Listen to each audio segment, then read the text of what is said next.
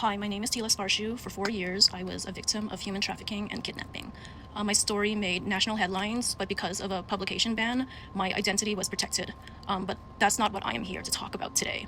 Today, I'm here to talk about being stalked since 2023 by an individual, a very dangerous individual named Stacy Sones. So before I tell my own story, I want to tell you about the people who reached out to me, because they also shared similar experiences and similar behaviors from Stacy. So the first person I want to talk about is Nadine. So one day, completely out of the blue, I received a message from her. She introduced herself. She explained that she had recently became friends with Stacy, but after spending time with her, she became alarmed by what she was experiencing. So she told me she didn't want to get involved in what she believed was drama between Stacy and myself, but she wanted to know if Stacy was actually dangerous because she had begun to fear for herself and her daughter. So that message immediately caught my attention because she contacted me first. I didn't know who she was. I asked her how she knew who I was.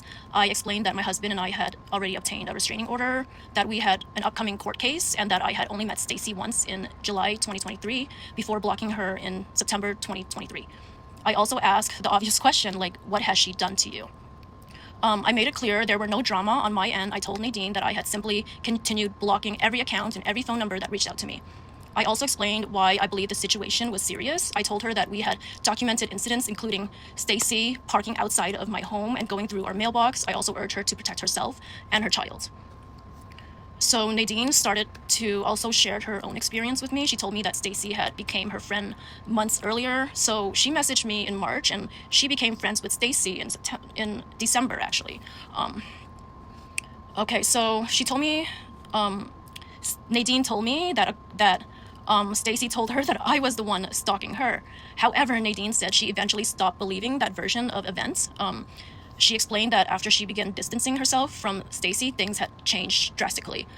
So according to Nadine's messages, after she confided personal information about a man she had been seeing, Stacy contacted people connected to him, including his ex, and created conflicts using numerous phone numbers. Stacy has, for years, had numerous hundreds and hundreds of different burner phone numbers that she had used over the years to harass people, and she's done that to me too. No matter how much you block this individual, it doesn't matter. She will download apps and create new phone numbers and will message you with them.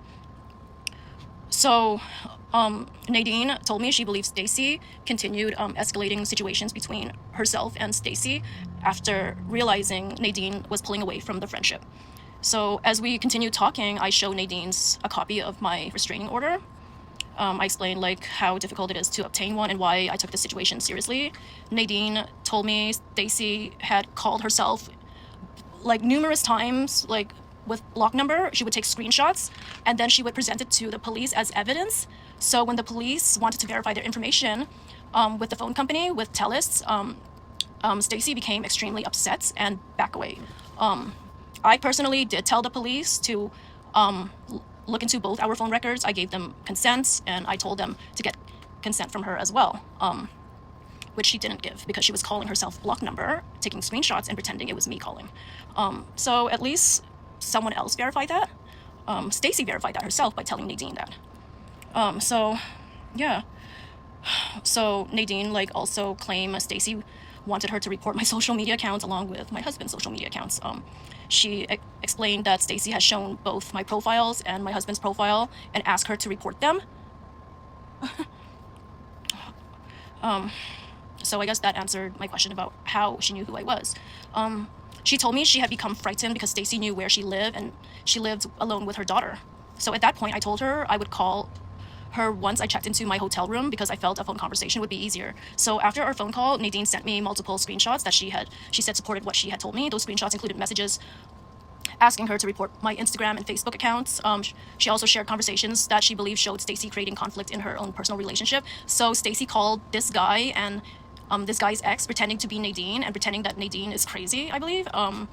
She has a history of messaging people under multiple burner phone numbers and pretending to be people too. So yeah, so that wasn't the end of the story. So months later, Nadine contacted me again. She asked me to remove like her name and photo from what I posted, and I told her I would not because of my perspective. She had chosen to assist someone to harm me. Like, she admitted that this person has came up to her, asked her to help her, harass me, torment me. This individual, Stacy Soanes, has reached out to this girl and asked her to help her torment my daughter. My daughter was 12 years old at the time, and Stacy asked this individual with photos of my daughter on how she can help her hurt my daughter. So, yeah. So yeah, I told Nadine that I was not going to remove her name or photos because she has helped Stacy harm my daughter. So after that, like, her tone like completely changed. Nadine accused me of being the crazy one. She claimed my court documents were fake because she couldn't find information online. She said my case wasn't real. She also denied helping Stacy despite earlier conversations where she described being asked to report my social media accounts and show me screenshots. So I responded by telling her that court dates changes, hearings could be postponed. If she wants to come, she can come, you know. So I also told her from my own perspective, she only became concerned once the behavior she described began affecting her personally as well, not while I was being targeted. So after that exchange, I blocked her and ended all communications. Looking back, what stands out the most just wasn't that someone reached out to me to warn me. She described behavior she found alarming. She shared screenshots, details with me, expressed concern for her own safety, her daughter's safety, and later reversed course and publicly criticize me. If she is worried about her own safety and her daughter's safety, why is she still communicating with an individual that asked her for help to harm my daughter? So this is just one person. There's more that I will be talking about. This has been 3 years in the making. She's still stalking me. She's still harassing me. She has reached out to people from my church. I have blocked her. How does she know which church I go to? How does she know who I associate with? She shouldn't, unless she is still stalking me.